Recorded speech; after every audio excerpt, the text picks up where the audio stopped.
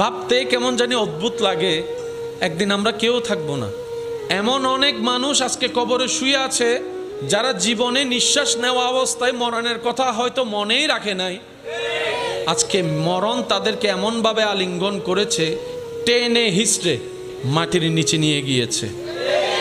তাও নিজের হাতে মাটি তাদেরকে টানে নাই, নিজের আপন সেই ব্যক্তিদের হাতে তার লাশটা আজকে মাটির মধ্যে শুয়ে আছে। যে আত্মীয় আপনদের জন্য একটা সময় সে দিন রাত দেখে নাই, পরিশ্রমের উপর পরিশ্রম করেছে, ত্যাগের উপর ত্যাগ দিয়েছে।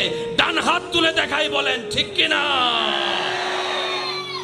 আজকে সে আপনরা তাকে ঘরে রাখে।